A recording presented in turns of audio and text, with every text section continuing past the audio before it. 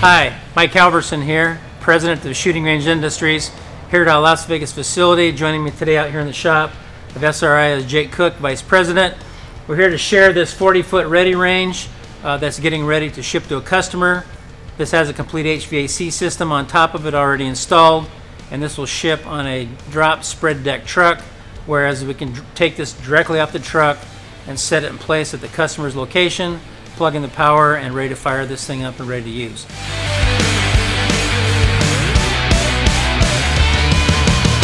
Shooting Range Industries is the only manufacturer that actually manufactures all equipment, steel fabrication, HVAC ducting, HVAC design, and complete integration of all those components into a complete modular product here on site prior to shipment.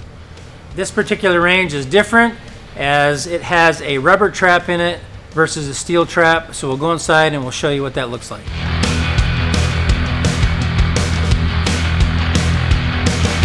So here we're inside the range for this 40-foot ready range. It's getting ready to ship to a customer.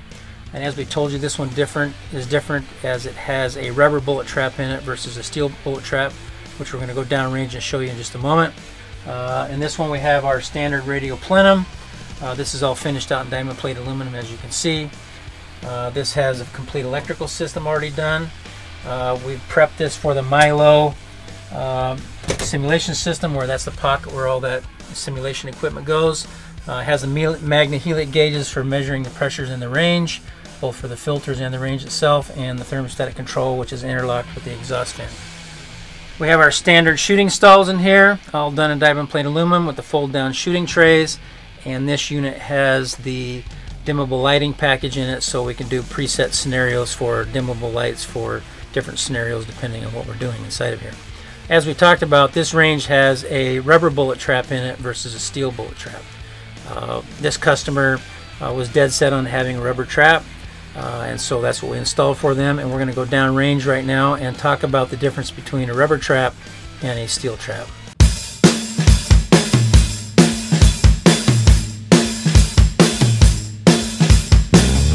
Here we are down range in this 40-foot ready range.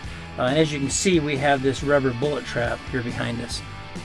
Normally we put our steel trap with a Linotex curtain in front of it, which basically will allow you to approach the trap and shoot it almost point blank range.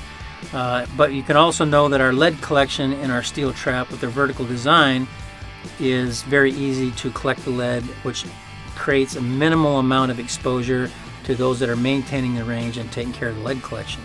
One of the pros of our bullet trap is you don't have any downtime. You don't have to shut your range down to do your lead maintenance and your lead collection.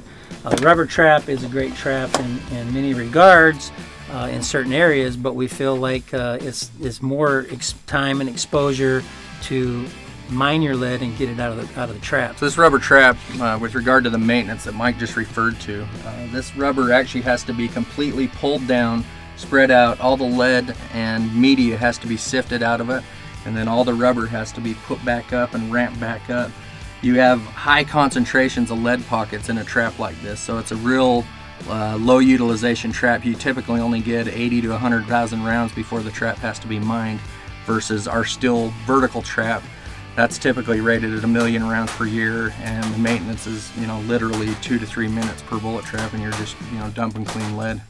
So when they want to mine the lead out of this, they're going to have to take all this rubber, they're going to have to pull it all out, whether they spread it all over the floor, however they do that, and then they're going to have to go through and they're going to have to separate and try to vacuum out all of the lead bullets and fragments and all that, and then they will take and shovel this rubber back up inside it. Now, does this rubber ever break down, Jake? Does it ever get pulverized? You have to replace it? What do you do with that? Yeah, that's another one of the cons of this trap. Actually, the rubber fragmentation, it's typically 3/4 to 1 inch chip, and as the rounds hit those pieces of rubber, they get broke apart, and as they get broke apart, they're no longer coated with the fire retardant material.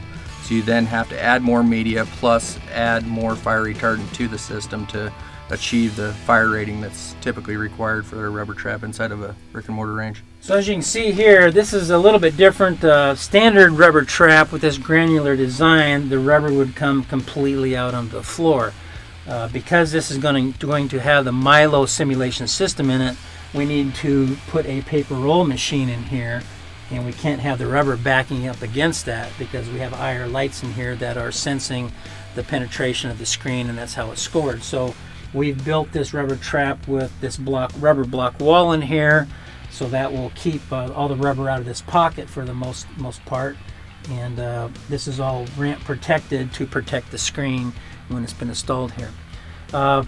So something different that we have installed in this range. We pride ourselves in trying to meet the customer's needs. This particular customer wanted a rubber trap, so that's what we put in here.